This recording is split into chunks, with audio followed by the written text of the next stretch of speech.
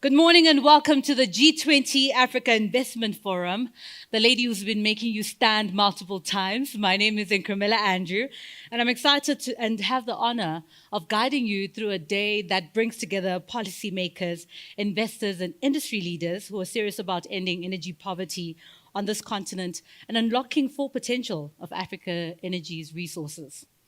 To formally open our proceedings, observe protocols, and say hello to us all, please help me with your loudest applause for the day. I'd like to invite our Executive Chairman at the Africa Energy Chamber, Ayuk.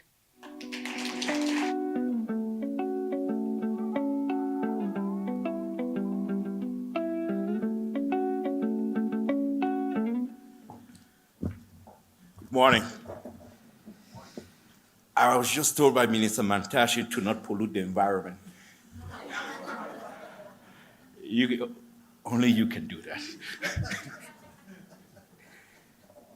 Your Excellency, Honorable Nados Bekele Thomas, Minister Mantashe, Minister Ramaphosa, the Executive Secretary of the Africa Refiners Distributors Association, Anibal, it is indeed an honor to be here. The G20 has always been a discussion about from wealthy nations and sometimes one African nation that gets really involved. This year has been something even more special. Africa leads the G20. South Africa did not just make a G20 about this country, it made it about Africa. And I want to thank the South African government for doing that.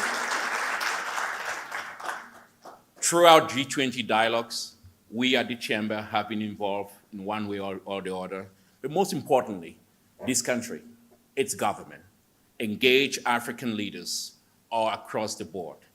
When it comes to energy, Minister Ramaphosa and Minister Mantashe talked with most African ministers, private sector, public sector, getting various views, their opinions, to see how we have a truly represented African, truly a true African representation with all the dialogues.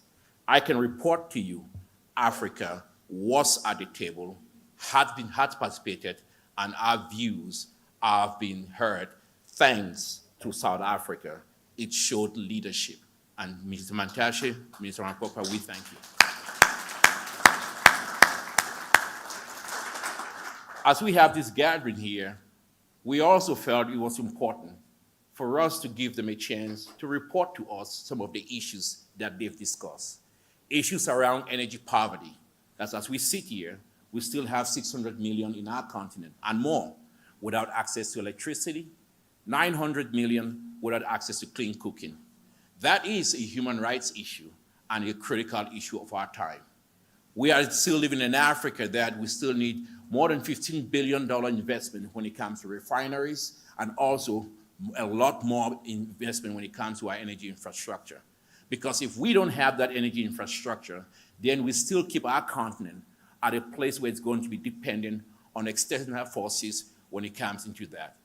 I can report to you today that with the Africa Refiners and Distributors Association, they have been making plans and making moves, getting private sector and really pushing that we participate.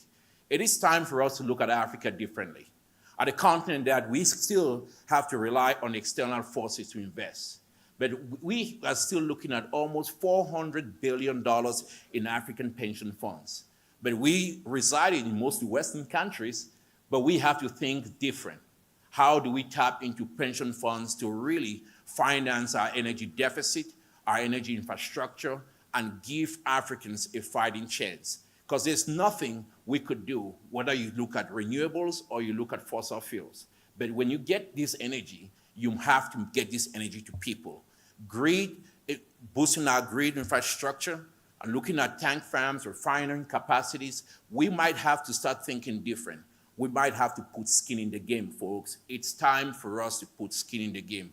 We had almost 800 people registered here today, but I think the majority, Minister, they plan to come in the evening for the, we got it, what do you call it? A VIP cocktail. So when it comes to alcohol, we show up. Now when it comes to listening to Minister Mantashe, everybody stays home. That's okay. We know what you've done to them, you know. And, you know, it's always very difficult to have these conversations. And somebody asked me the other day and said, what's going to be the G20 declaration? I'm like, ask Minister Mantashe. And he said, well, you know, if we ask him, a lot of people are going to run away. But guess what? I can tell you, we are all in sync. The Minister Rapopra, Minister Mantashe, they have given us something that is so dear. I think sometimes when things are good, we forget when things were bad. We had times in this country when load shedding was a thing every day. They fixed it. They fixed it. And we need to be thankful.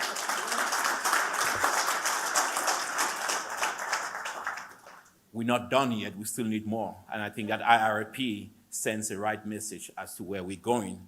And we have to be very solid as well. Why do I talk about that?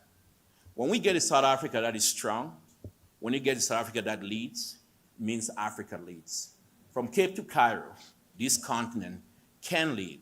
From Cape to Cairo, this country can start putting us on that path that we deal with energy poverty and we'll deal with our issues. Whether you're from Nigeria or Dakar, Africa is yours.